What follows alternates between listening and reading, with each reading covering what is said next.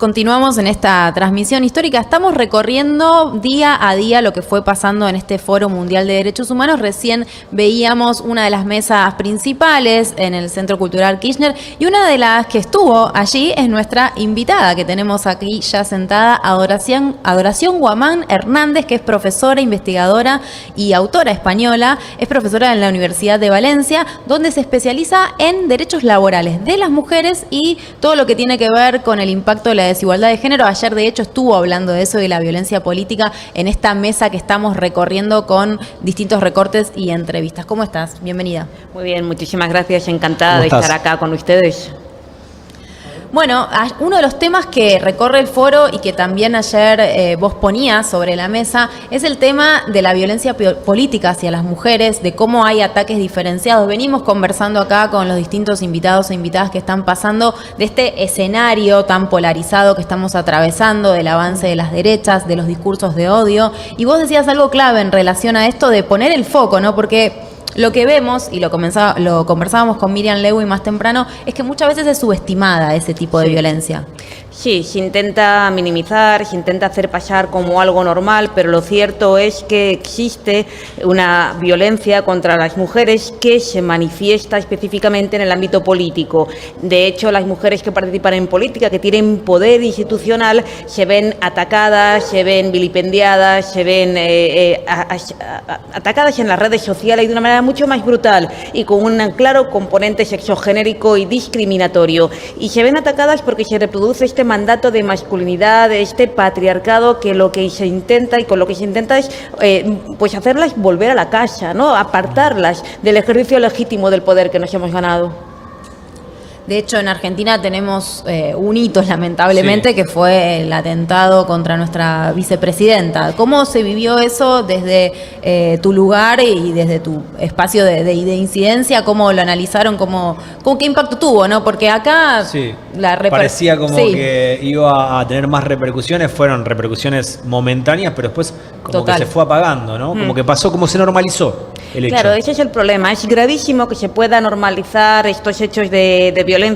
El caso de Argentina es el más grave, pero existen otras mujeres, la vicepresidenta Francia Márquez, la ministra de Igualdad Irene Montero, la prefecta de Pichincha en Ecuador, Paola Pavón, todas sufren un acoso específico. También, desde luego, lo que citó con Dilma, el acoso es específico cuando se refiere a la mujer, los insultos son específicos, son sexistas. Y en el caso argentino, y después de este intento de asesinato, la misma Comisión contra la Violencia de las Mujeres de la OEA ya vino, ya dijo, ya denunció que esta violencia específica tiene una especial afectación a la democracia, a nuestras estructuras democráticas, y que además es algo sistémico, es un aparato de opresión contra las mujeres que pretende relegarnos de los ámbitos de poder que una serie que un espacio de la sociedad, este espacio machista, este espacio que yo ayer calificaba como ese conjunto de hombres blancos, adultos y propietarios, se creen que es suyo, esa apropiación de la política que intenta apartarnos de ella. ¿Y cómo se lo disminuye a eso?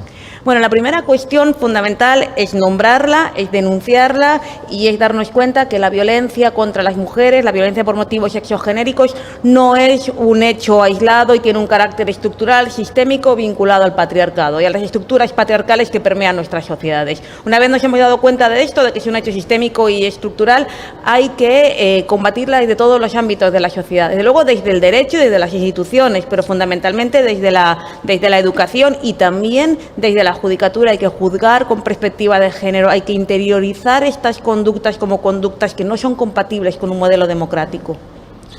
¿Cómo analizás lo que está pasando? Vamos medio reiterativos con el tema, pero me parece que tiene que ver con esto. Nosotros veíamos desde acá, desde Argentina, lo que estaba sucediendo con Vox en España como algo lejano. Finalmente está sucediendo algo muy parecido aquí con Javier Milei. ¿Cómo estás viviendo eso que está sucediendo en cuanto a la ultraderecha y el crecimiento? Sí, esto es algo que desgraciadamente ya veíamos venir desde hace años. Porque hablamos siempre de derecha, izquierda, de centro, pero ahora estamos hablando de ultraderecha, de fascismo. ¿Y qué aprendizajes nos pueden dejar acá que, si bien es esto, es presente, pero también creo que tienen otro recorrido y otras estrategias y herramientas, me imagino? Sí, de hecho, antes de que Vox tuviera este auge, ya hablábamos de cómo nombrar y cómo teorizar este fenómeno. Hablábamos de neofascismo, de derecha 2.0, de extremas derechas.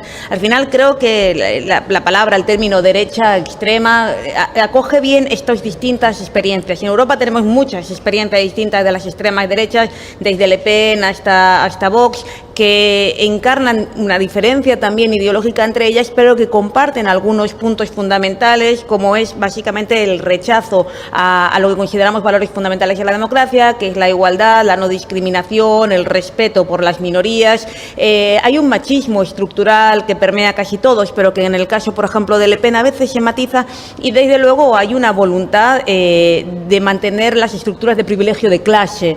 Por ello atacan, ¿no?, a los sindicatos, por ello atacan cualquier movimiento político progresista, y desde luego, aunque a veces se camuflan como partidos que pueden intentar defender los derechos de trabajadoras y trabajadores, no es cierto. El crecimiento de Vox se explica por muchas razones, y creo que también hay una razón fundamental, que fue la crisis económica y que fue las condiciones de pobreza, y también la entrada de estos medios de comunicación rodeados también de fake news que han abierto, ¿no?, la espita a una serie de interpretaciones no reales de la sociedad y de lo que nos pasa, que están siendo aprovechadas por la extrema derecha, como acá, este discurso facilón. Hay una cuestión que acá hay un libro muy bueno, el de La rebeldía se volvió de derecha, de Pablo Stefanoni, que creo que relata muy bien esta sensación de que los rebeldes éramos nosotros, éramos la izquierda, y de repente llega a este que en realidad no tiene mucho en la cabeza, parece, pero que haciéndose un personaje esperpéntico, parece estar metiéndose en la cabeza a esa juventud a la que ya no le damos respuesta desde el discurso tradicional de la izquierda, y creo que ese es nuestro reto. ¿Hay una desilusión de esa juventud con los políticos que pasaron hace muy poquito y con los que están ahora de turno? Hay una desilusión más que con los políticos, creo que con las posibilidades de una vida mejor, y eso también viene muy influenciado por los propios medios de comunicación, que se empeñan en decirnos que estamos en un futuro en el que nuestra vida no va a ser mejor que la de nuestros padres, y eso no es necesariamente cierto, porque cada generación construye su propio futuro, pero sí que este desapego, esta desafección política se nos vende desde los medios de comunicación, desde las redes, pero no es necesariamente así. En España tuvimos el 15M, tuvimos un boom de afección política, de implicación, de movilización, y de aquello hemos conseguido un cambio importantísimo, el nacimiento de Podemos, un gobierno de coalición, y creo que eso también nos tiene que evidenciar que en absoluto estamos ante generaciones perdidas para la movilización social, pero sí que es cierto que cuando se abandonan quizá espacios de lucha o hay espacios de bajada de menos movilización, las extremas derechas los aprovechan intentando vender un discurso fácil y prometiendo quimeras que no existen, y ese es uno de los grandes peligros, y creo que ahí sí que hay que afanarse por dar esas respuestas y por volver a tener un relato de ilusión para la juventud. Me gusta que todas las invitadas que van pasando por esta mesa nos llenan un poco de esperanza, porque venimos... Y para eso estábamos, claro, para eso está el foro y para eso está este espacio. Me gustaría preguntarte qué te llevas como significativo, llamativo de estos días de debate, de conversación, de estar en este lugar. No sé si te había tocado estar en este espacio de memoria y derechos humanos, que es un espacio resignificado. ¿Qué te llevas para España ahora a tu vuelta? Bueno, ayer lo hablábamos con algunas amigas y amigos, una sana envidia del esfuerzo de las argentinas y argentinos por mantener viva su memoria y por mantener viva la lucha, porque nunca vuelva a ocurrir lo que ocurrió en el pasado, que tanto nos hace falta en España, ¿no? Esa memoria permanentemente presente que les hace sentirse orgullosas de esas madres y abuelas que les ponen en pie, y creo que es uno de los grandes tesoros, que cuando vienes aquí te empapas de esa lucha, te empapas de esa memoria, te vuelves con una sonrisa y te llevas muchas vías por donde seguir construyendo en España. Se ha repetido muchas veces que Argentina es el ejemplo de país que durante las últimas décadas más ha luchado y más ha construido en el ámbito de los derechos humanos, y la verdad es que has dicho que soy española, pero soy ecuatoriano-española, y el hecho de compartir latinoamericanidad y de que ustedes sean un ejemplo para el resto de América Latina y para ese caminar conjunto que tenemos en América Latina es fantástico, así que gracias por este ejemplo. Como ecuatoriana, ¿cómo viviste lo que transitó Rafael Correa en cuanto a lo judicial? Bueno, la situación del lawfare en Ecuador, de la persecución política que han vivido nuestros dirigentes y en particular mi presidente Rafael Correa, es trágica. Ayer lo narró y cada vez que lo narra es más obsceno el proceso en el cual ha habido manipulación de todo tipo, jueces, fiscales, pruebas, delaciones premiadas.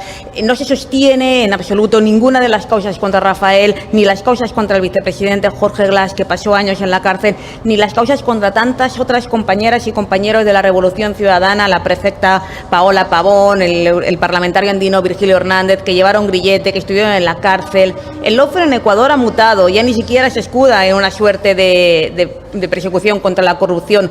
Se escuda sencillamente en la palabra rebelión. Por un tuit acusaron a una prefecta de rebelión y la encarcelaron.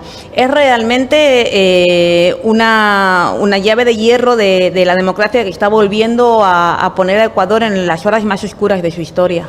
Y están enfrentando la posibilidad, Lasso, de un juicio político, que tiene como sus idas y vueltas, ¿no?, en este momento. Sí, la situación es extremadamente compleja, no podemos resumirla, sí. Pero lo que sí que está claro, y hay una cuestión que es evidente, que es que el pueblo ecuatoriano ha votado por la Revolución Ciudadana como la fuerza que quiere que le gobierne, y esto se ha notado en las elecciones seccionales, es decir, en las prefecturas y en los municipios, y ha habido una clara victoria de la Revolución Ciudadana que ahora pues se tiene que repetir cuando vayamos a elegir a la presidencia y la asamblea. Por tanto, hay esperanza. Quizá Ecuador se nos había quedado en ese punto donde la extrema derecha se estaba haciendo fuerte con un banquero casi octogenario al mando y bueno, estamos esperanzadas también, Ecuador. Muchas gracias, Adoración, por haber pasado por esta mesa, por esta transmisión, y bueno, nos seguimos cruzando en este espacio que es el Foro Mundial de Derechos Humanos. Gracias por ayudarnos a divulgar los derechos humanos a nivel mundial.